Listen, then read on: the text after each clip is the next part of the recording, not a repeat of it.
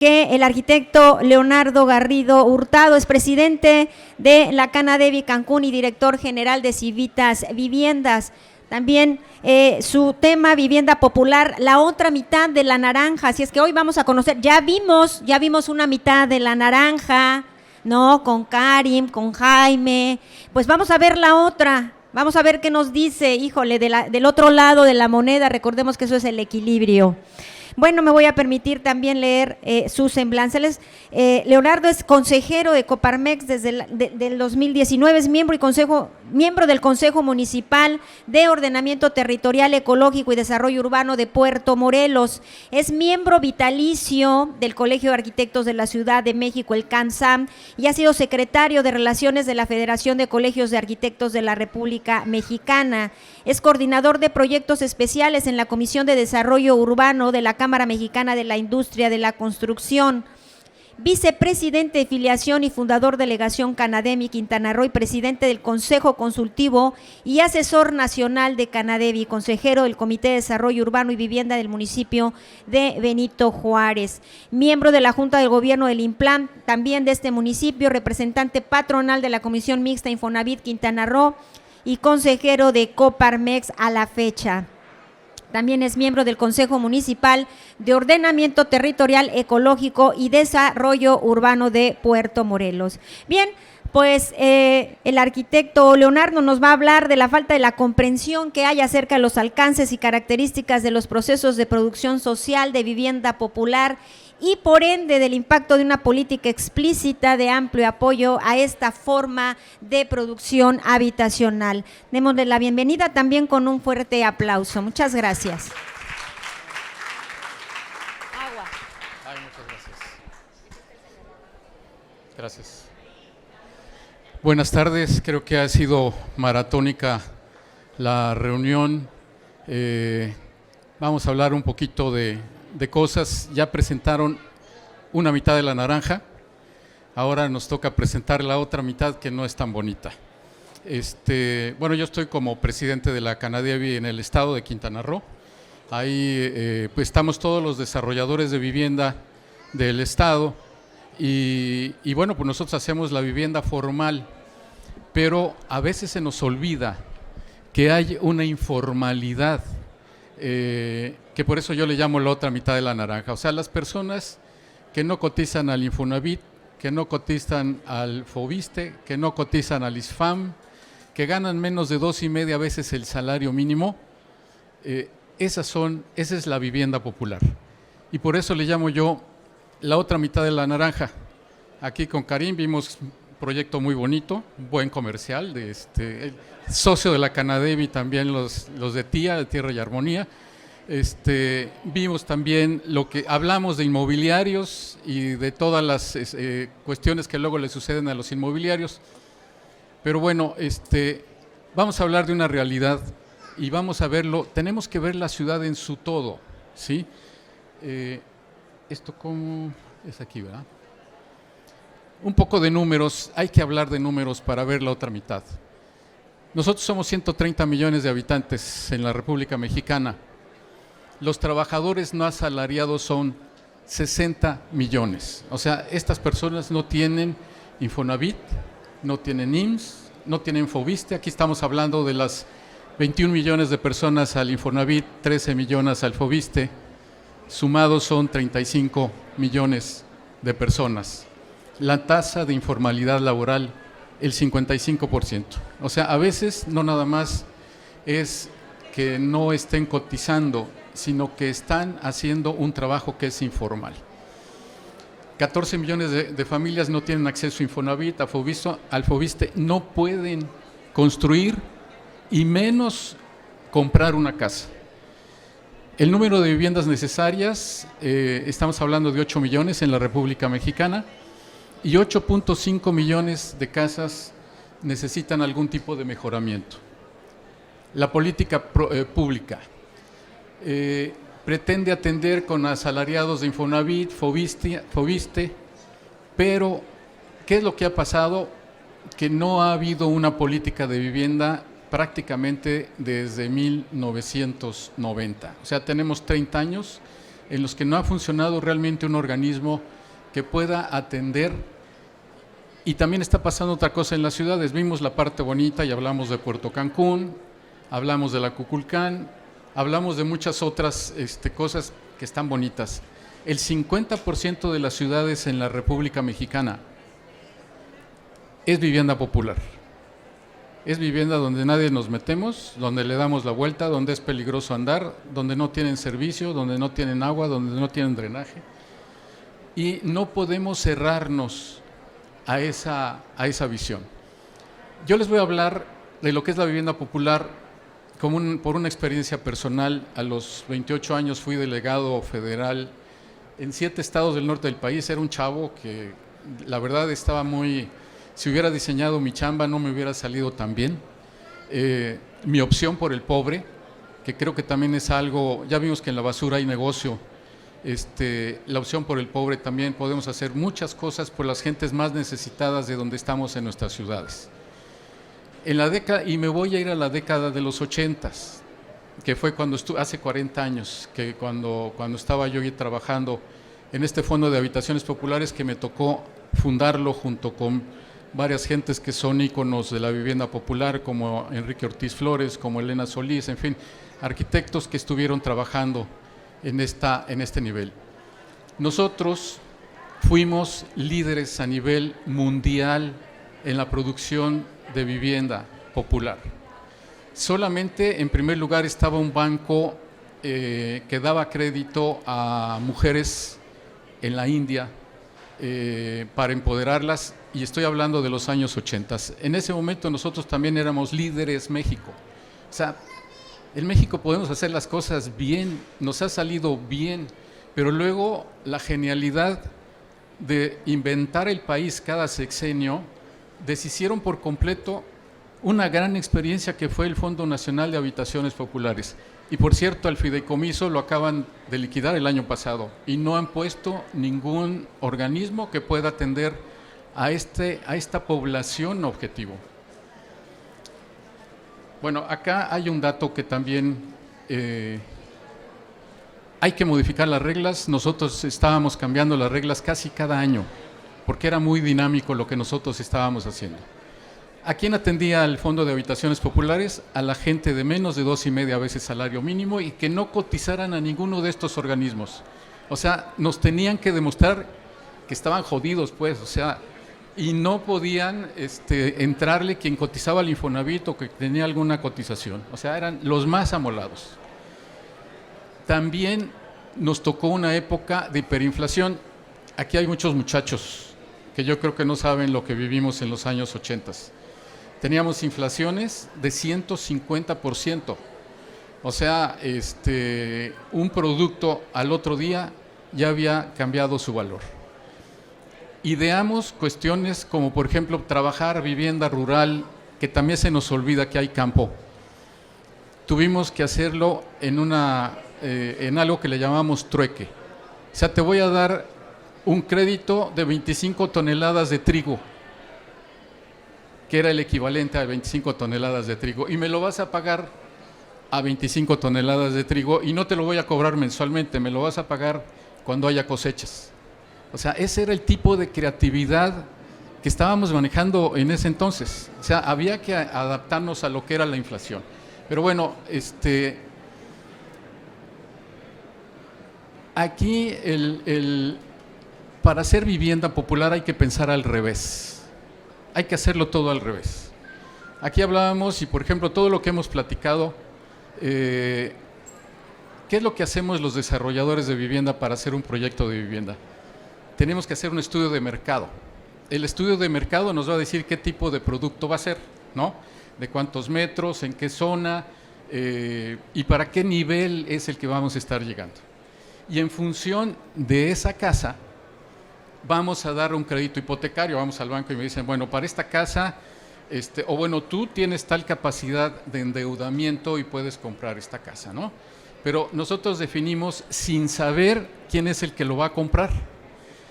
Hasta el final, ya cuando alguien llega y dice, oye, esta casa me gusta, en ese momento sabemos que se llama Juan Pérez y va a comprar esa casa. Trabajar con vivienda popular, tenemos que hacerlo al revés. Aquí tenemos que saber quiénes son con nombres y apellidos. Hacer una lista de toda esta gente, y me refiero a los que están a punto de invadir. No sé si supieron que hubo una invasión en Puerto Morelos justamente la semana pasada. Y me preguntaban algunas autoridades de Puerto Morelos, oye, ¿cómo le hacemos para clasificar a la gente? No podemos atender a estos 800 que están a punto de invadir. Pues hay que hacer una lista y hay que ver quién está más amolado y hay que ver de dónde podemos sacar el dinero, porque no hay política pública ni recursos para atender a esta gente. Pero lo primero que hay que hacer es hacer esa lista y decir cuánto ganan y qué capacidad o qué es lo que podemos hacer. En aquel entonces decíamos, a ver, ¿cuánto ganan? Y vamos a ver si le damos un lote con servicio, un pie de casa, una vivienda terminada, dependiendo de cuánto es la capacidad que tiene. O sea, esta parte es muy importante y por eso hay que hacerlo al revés. Hicimos el primer concurso nacional de vivienda popular y fue un concurso al revés. Igual, hay que pensar al revés. ¿Cómo es un concurso al revés? Ya sabíamos exactamente cuánto costaba el ganador, cuánto podía pagar la gente, ¿no? En aquel entonces creo que eran 600,000 pesos. Entonces decíamos, ok, vamos a hacer un concurso donde 600,000 pesos es el ganador, pero lo va a ganar el que me haga el mejor proyecto, más metros cuadrados y que sea un proyecto progresivo. Entonces, aquí fue donde teníamos que meterle coco y decir, bueno, ya sabemos cuánto es el monto, pero necesitamos determinar quién está haciendo más metros cuadrados y tenía que asociarse con la empresa de tecnología. Entonces, seguimos pensando al revés. Aquí también hay otras cuestiones. El problema de la vivienda popular es un problema masivo y necesitamos una solución masiva. O sea, mínimo estábamos trabajando con 100 familias, no menos, porque todo eso, o sea, el comprar, no es lo mismo comprar un bulto de cemento que comprar varias toneladas de cemento. Entonces, igual en lo mismo en vivienda popular, tenemos que abaratar costos. El sistema de ahorro Caso Durango.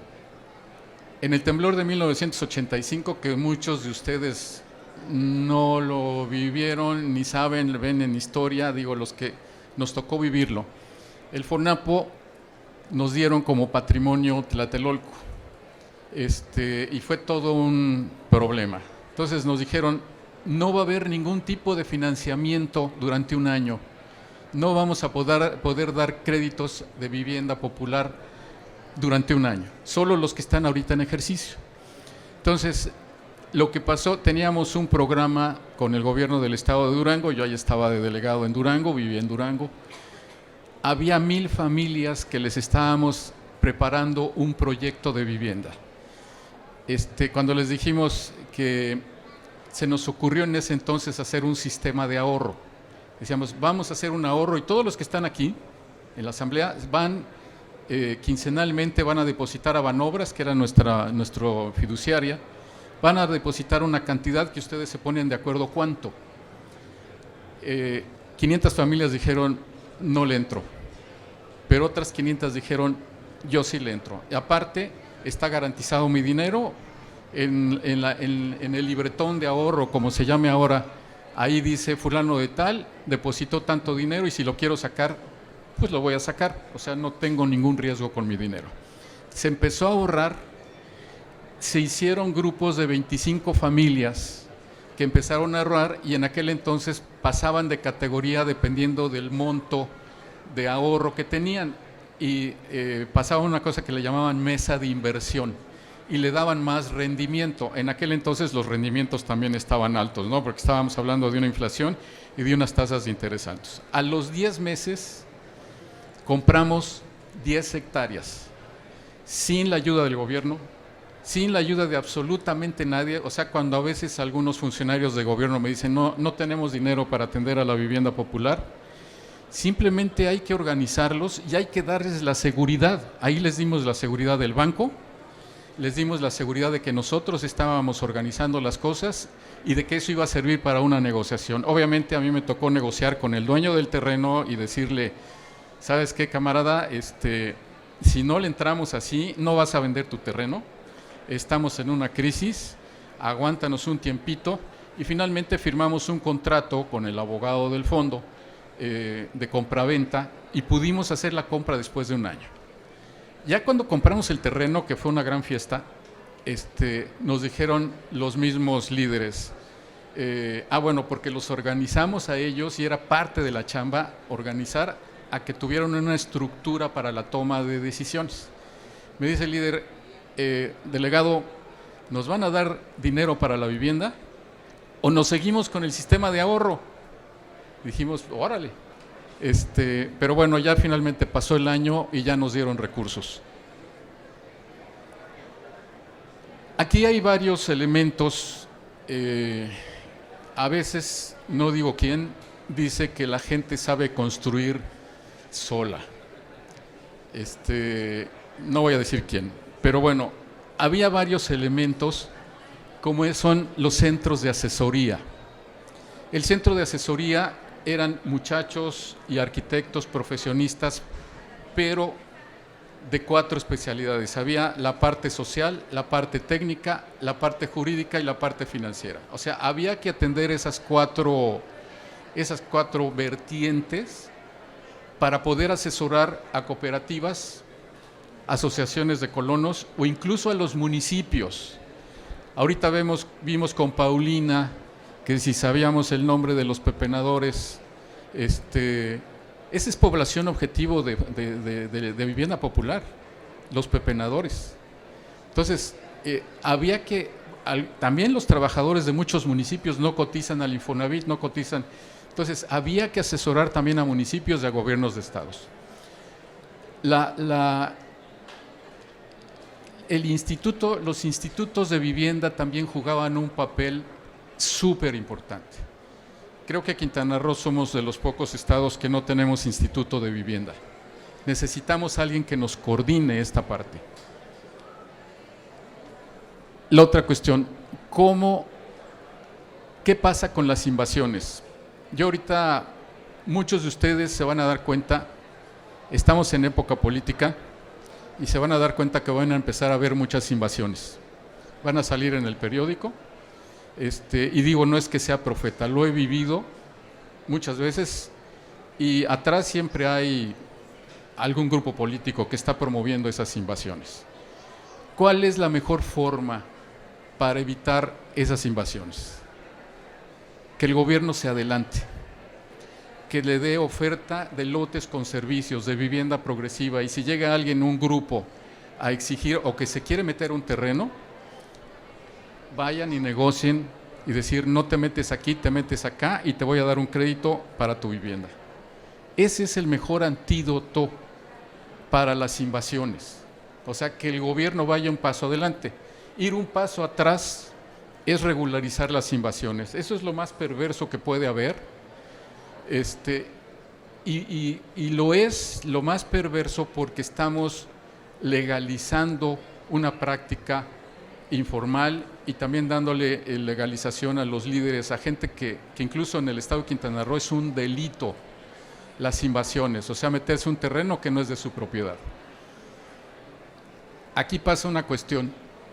Quintana Roo estamos siendo todavía de los primeros estados con crecimientos muy altos.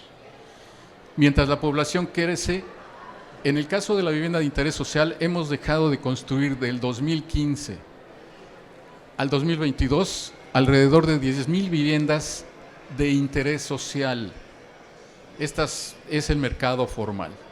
Pero ¿qué es lo que está pasando?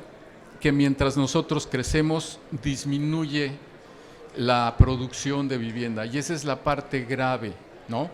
Necesitamos ser creativos y encontrar las formas de hacer más viviendas. Al no construir viviendas nos está ganando la informabilidad y aquí es justamente donde vemos lo que son las invasiones.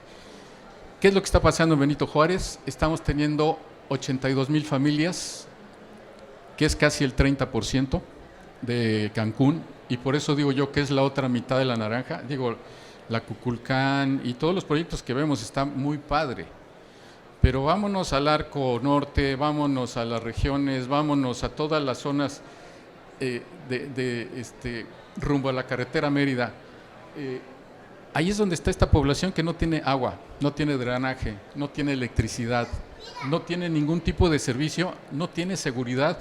Y aquí estoy poniéndole una cosa que es muy grave, no tiene certeza jurídica.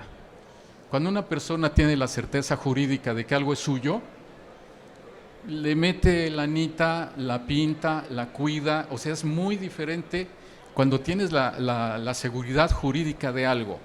Lo peor que le puede pasar a alguien es que dependa de un líder o de alguien, y compañerito, si no vas al meeting, te sacamos. O sea, no tiene ese contrato, no tiene ese título, no tiene esa seguridad que le da. Entonces, bueno, pues está también el fecalismo al aire libre, la contaminación de mantos freáticos, la inseguridad. Tenemos zonas de deterioro medioambiental, social, económico y urbano. Esto es lo que hablaba de las regularizaciones y la necesidad de un plan estatal de vivienda. ¿Qué es lo que está limitando la producción social de vivienda? Falta de comprensión y alcances de alguien que entienda estos procesos, que no necesariamente, estos sistemas de ahorro, esto que es la autoconstrucción, cómo construye la gente. Falta de reconocimiento legal, político y administrativo de la forma de producción habitacional, carencia o inadecuación de instrumentos legales, financieros, administrativos para la producción social de vivienda, recursos limitados, condiciones financieras incompatibles para esta producción y falta de asesoría técnica. O sea, sí necesitamos, antes decían que había los arquitectos descalzos, los que se dedicaban a este tipo de vivienda. Entonces, sí se necesita esto y bueno, pues lo importante es ahorita trabajar en una oferta legal de uso de suelo urbano, establecer esos mecanismos financieros, adoptar políticas explícitas, transparentes de apoyos, impulsar la creación de entidades y organismos como puede ser el Instituto de Vivienda del Bienestar o como se quiera llamar, y profundizar en lo que son las estadísticas. Necesitamos estadísticas. Y bueno, pues ahora sí que hablamos, ojalá pudiéramos trabajar en la creación e identificación de un actor relevante que pudiera ser un instituto de vivienda que nos ayude a atender a esta gente. Créanme que cuando veo a las autoridades municipales ante un problema de invasión, no saben qué hacer. ¿Quién los va a atender? ¿Cómo los vamos a arreglar? Ahí es donde debe de entrar un organismo a nivel estatal, apoyado a nivel federal. Pues yo creo que con esto cierro mi participación de lo que es la vivienda popular, de lo que es la otra mitad de la naranja y que no necesariamente es lo más bonito que tenemos, pero ojalá podamos abrir y entender holísticamente que es parte de nuestra ciudad también esas regiones. Muchísimas gracias.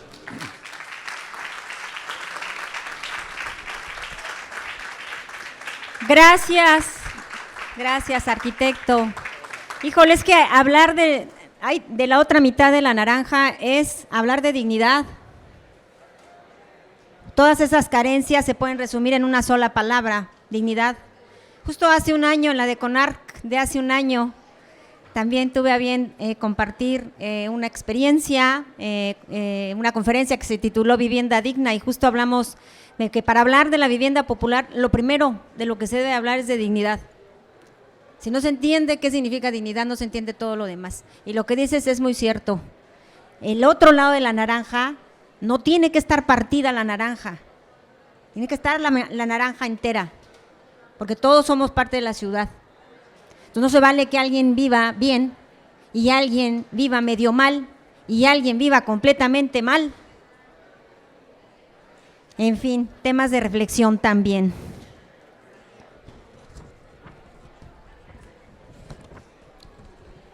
Jaime, micrófono, ¿ya no está el segundo micrófono? A ver, acá te lo presto.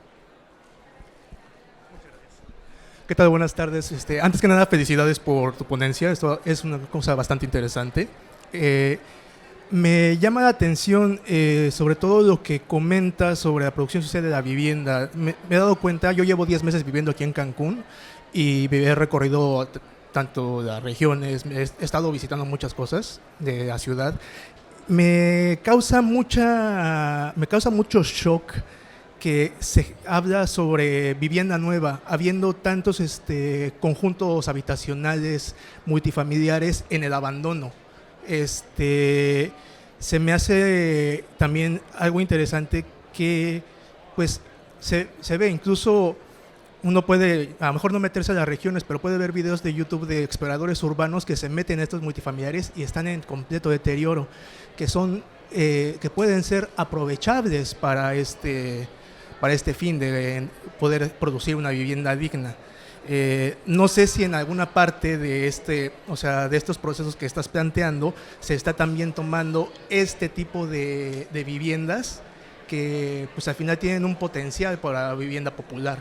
Esa es una pregunta. Otra pregunta que me gustaría también puntualizar es, se habla mucho sobre políticas públicas, que el gobierno ayude.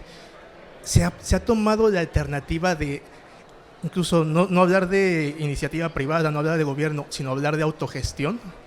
O sea, la autoorganización y la autodeterminación de las comunidades para poder producir su propia vivienda digna. Esto creo que es una de las grandes alternativas, porque uno no puede depender de grandes capitales privados que tienen intereses y pues tampoco puede depender siempre de papá gobierno. Esa es mi percepción de la situación también en términos de vivienda. Y también estoy totalmente de acuerdo con lo que comentas sobre se tiene que dar certeza jurídica a todo este tipo de... Sí, a todas estas invasiones que ya están, al final de cuentas, desarrollando una comunidad, algo que ya está construido. Creo que eso, como tú dices, si se puede generar una manera de autogestionar con la misma comunidad la misma producción de la vivienda, creo que eso le daría un gran potencial a la ciudad, y en términos de dignidad, creo que eso reivindicaría muchísimo a las comunidades cancunenses. Muchas gracias. Te paso el micrófono para que dé respuesta. Y perdón que no he estado preguntando, que no he estado dando el micrófono para preguntas, como íbamos con el tiempo encima. Otra pregunta, ¿quieres que la otra pregunta y luego ya la respondes al mismo tiempo? Perfecto. Ya está. Gracias. Gracias. Buenas tardes. Muy interesante las exposiciones. Yo creo que el problema en la ciudad es el crecimiento que tenemos. Estamos por arriba de la media nacional. En el centro de la ciudad, debido a los fenómenos naturales, sismos, diversas situaciones que se presentan, mucha gente recala en Quintana Roo porque pues todavía es un estado que está en crecimiento.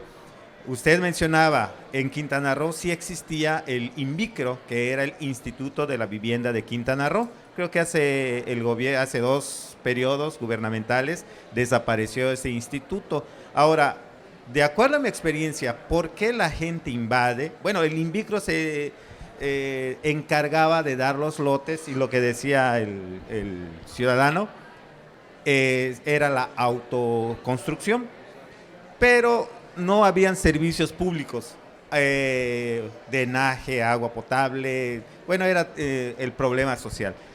Crece Cancún, y ahora sí hago una crítica. La Canadevi ve la oportunidad. Yo pienso que Cancún es una ciudad donde los lotes están sobrevaluados, muy elevados los costos, hasta la vivienda popular, ¿sí? Entonces dividimos la ciudad en norte y en sur. Entonces ese también es un factor que está afectando. ¿Por qué? Porque la gente prefiere invadir un lote e ir construyendo, a comprar una casa en Vía Sotocho, una casa de 5x5, como decía el comediante. Compré mi cuadro de La Última Cena, nada más entró Jesús, los apóstoles se quedaron afuera, no caben. Entonces yo creo que ese es un factor también que tenemos que tener en cuenta. La señorita decía hace rato, la cuestión de la vivienda digna. No podemos hablar de una vivienda digna cuando es una caja hacinada. En un análisis decíamos, bueno, Cancún parecen las favelas de Brasil, nada más que construidas con material, pero unas tras otras. Vemos Vía Sotoch Paraíso, vemos el arco vial. ¿Cómo están las viviendas? En efecto, hablar de una política pública, comprometer al ciudadano, al gobierno y, pues, en este caso, a las cámaras que tienen esa opción de incidir en una mejor ciudad. Cancún nació como un proyecto turístico, pero también entiendo que Cancún tenía un plan maestro, ¿sí? Cancún tenía un plan maestro de desarrollo que con el crecimiento, descontrolado, pues ya nacieron las regiones, porque eran supermanzanas, supermanzana 1, 2, 3, así iban creciendo. Oye, de pronto fueron regiones. Perdón que te interrumpa, ¿cuál es tu pregunta? Perdón. ¿Cómo podemos dignificar la vivienda? ¿Cómo la Canadevi, qué plan tiene la Canadevi para dignificar la vivienda y evitar este hacinamiento social que tenemos, que también genera un problema entre la ciudadanía? Ok. Bueno, contesto primero lo tuyo. Gracias. La aceptación de la reutilización de viviendas, digamos, entre comillas, solas o abandonadas. Ahí el problema con la vivienda popular es que tienes que tener capacidad de crédito para comprarlas. O sea, las puedes reutilizar, pero ¿quién te va a dar el crédito para que tú las compres? ¿No? Ese es el problema con esas. O sea, entran dentro de del sector de la vivienda formal, no del informal, ¿no? La segunda cosa que tú me decías era, a ver, que aparte estuvo muy bien la intervención. ¿Cuál era tu segunda pregunta?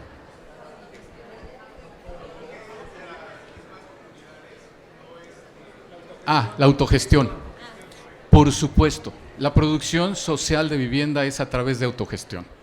O sea, hay gran capacidad de dinero con la gente pobre, ¿no? Dejan de emborracharse y digo, a mí me tocó una familia en Zacatecas que la casa progresiva creció en los 2 o 3 meses siguientes de que se la dimos. Dijimos, ya tiene hasta un segundo piso.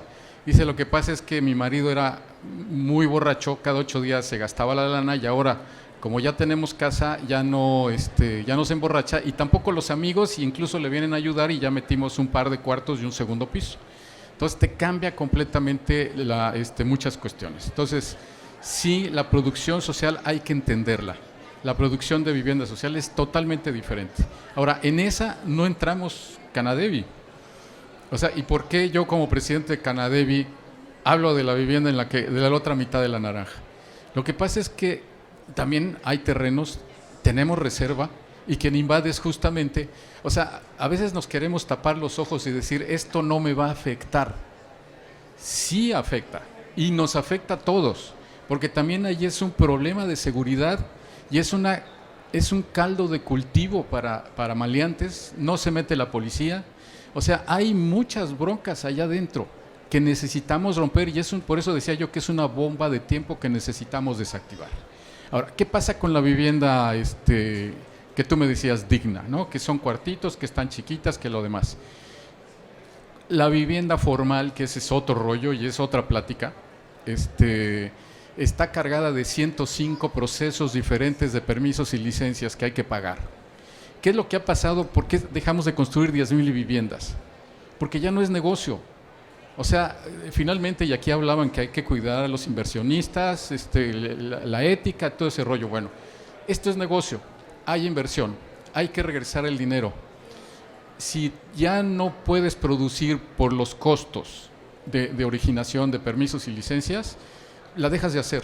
Se han dejado de hacer sobre todo esas 10,000 casas en estos 8 años, en el sector de la vivienda de interés social, o sea, incluso los más bajos recursos, por eso mismo, ¿no? Pero te digo, es otra cuestión, es otra temática, pero sí nos interesa que todo se maneje integralmente, ¿no? Ay, qué paradójico, ¿no? Un aplauso.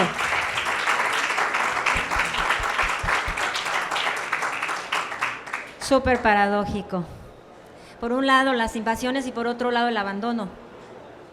En la vivienda otro fenómeno. Y de la vivienda formal.